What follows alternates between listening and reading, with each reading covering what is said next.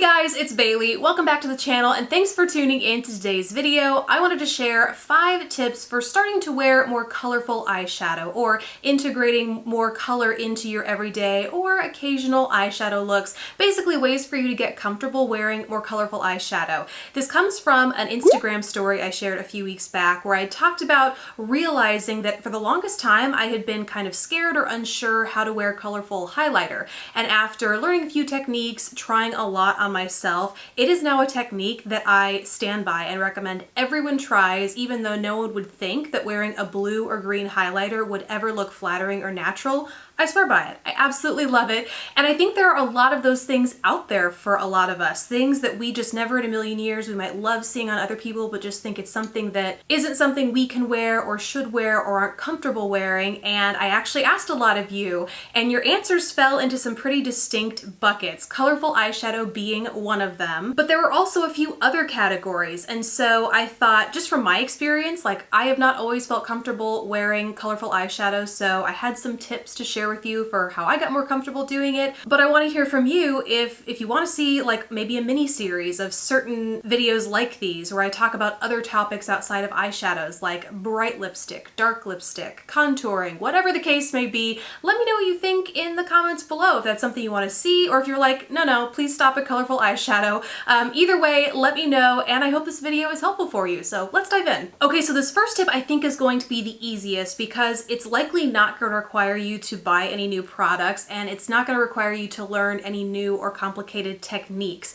It's basically going to help you use the bright shadows that you probably already have sitting around in your collection, whether they are one of eyeshadows you thought you would experiment with, or if they, and I think we all have them, those single or few shadows in a palette that you think are going to be really fun to use someday, but then you just end up using the rest of the neutrals on the palette.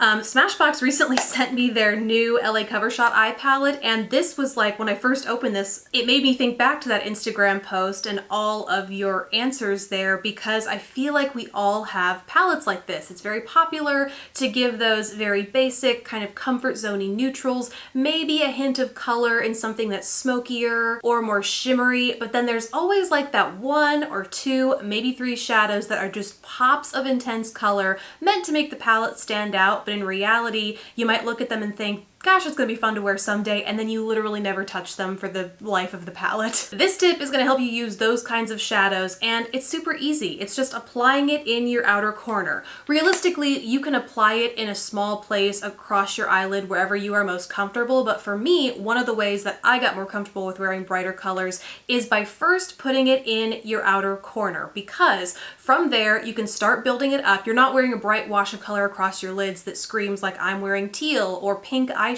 Just a little bit out here, and then as you get more comfortable, you can slowly build it up across the lid, stopping maybe halfway if that's what you're cool with, and then you take a lighter shade or something more skin tone and blend in the other half of your eye to meet that and blend the two together. It's a good tip that really grows with your comfort zone because, like I said earlier, it allows you to not only control where it goes on your lid, but you can also control the pigmentation, either by piling on more or less product, or like I have here in the example, if you find it's a little too much, you can apply something a little bit deeper and make it a smoky eye to where it looks less like you put a bright color in your outer corner and more like it's just a bright best friend blending color kind of thing. Alternatively, you could use something that is more your skin tone or even lighter to kind of tone down or temper the shade of that bright so it looks maybe more like a pastel or just a toned down version of itself. You could really play around with this tip to where you feel like you're most comfortable, and then as you wear it out or as you just get used to seeing yourself more and more in those kinds of shades, you can start playing around more with it, and then next thing you know, you will be in a full eye of teal makeup. It has happened to me and I'm not scared of it anymore. I feel like I'm out of frame, so I'm just gonna,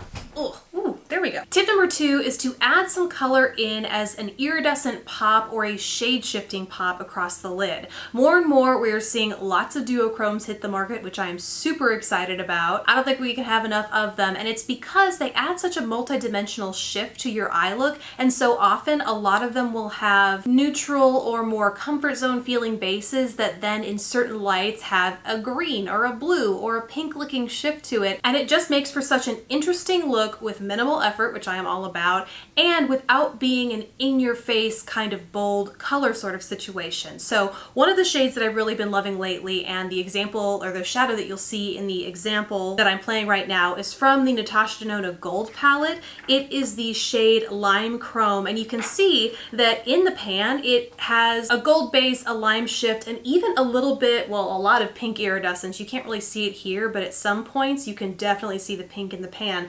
But on the eye, especially when worn very minimally, it just comes across as kind of like a soft goldy champagne, and only under certain lights you get those other colorful shifts to it. And it's just such an easy but still very versatile way to wear color in your eyeshadow look. And then if you like that shade from the Gold palette, there are a few alternatives that I have. Unfortunately, the one from Jessie's Girl I just realized is discontinued, but if you have it or could find it, Sunlit Cactus is a pretty good alternative for that shade in the Natasha Denona, Natasha Denona Gold palette. It doesn't, it's like sans the pink shift, but it's pretty close. And then if you want to kind of mix your own sort of color combination like that, the Rimmel Magnifies Jewel Rocks Edition palette, I talked about this a while back, really love just everything about this color story. But it has a lime, like an iridescent lime shift over here that you could layer with some of these to create a similar gold limey sort of effect. It's a little bit more work than an iridescent shadow with the duochrome built in, but not a bad find from the drugstore if you're willing to work a little bit more for it. Now tips 3, 4, and 5 kind of merge together because they use similar techniques and products, but they create 3 distinct different looks, so I'm gonna say they're 3 different tips. First up is eyeliner. Right after I started applying a bright shadow in my outer corner, I next started experimenting with changing the shade of my eyeliner because I found that one of my concerns with wearing bright eyeshadows is it becoming a muddy, cluttered mess across my lid. And with an eyeliner, whether it's just a subtle flick or a full-on wing, I don't feel like I have to worry about it becoming too busy or too much going on across the lid. All of the focus is on that wing, so you have your attention, your eye-grabbing color, but it's still simple and clean and crisp looking. Now, I've always done it on my upper lash line because that's always typically where I've drawn my wings, but you could also do an underliner wing on your lower lash line as well, which is why it kind of bleeds into my number 5 tip, because it's just wearing it on your lower lash line. I think a lot of us have seen that going on whenever there are one of those pops of colors in palettes. You can see people just doing a neutral lid and then wearing that pop of color on the lower lash line. Another great way to get comfortable with wearing color. But if you just extend that shade a little bit more and create a subtle wing, it's like a totally different lifting eye look that's basically the inversion of an upper lash line wing, if that makes sense. I highly recommend you try it, and honestly, I thought it was going to be harder than it was, but it's actually a lot easier if you use, I've been using pencils in the examples you see here. If you start on your lower lash line and then you take like a smudging brush and just follow the line of your lower lid, I just found it was so easy to create a nice, clean, and dare I say symmetrical look between both of my eyes, which is not always the case for an upper lash line wing. And before I forget, because I am the worst at telling you which products I actually use in videos like this, in the video where I have the colorful upper lash line winged liner, I am wearing the Maybelline Tattoo Studio gel pencil liner in the shade Deep Teal. And then today, and in the demo that you see of the lower lash line wing underliner, I am wearing the Pixi Endless Silky Eye Pen in the shade Velvet Violet. These kind of took me by surprise. The brand sent me a few shades here. First of all, there are lots of neat colors in this collection, and they really do stay on the waterline, the lash line, wherever you want to wear them. I'm really impressed with their lasting power. So those are 2 great pencil options. There are always, of course, liquid options if that's your preference. NYX has some super bright eyeliners. I think they're called Vivid Brights. L'Oreal might still have their bright eyeliner pencil with a felt tip collection out that you can pick from. But there are just so many options out there, which are nice because it gives you a broad spectrum of shades to choose from, to where if you want to start with like a lavender or even a purple, if that's your thing, you can do that without having to jump to, you know, bright blue or bright orange or something like that.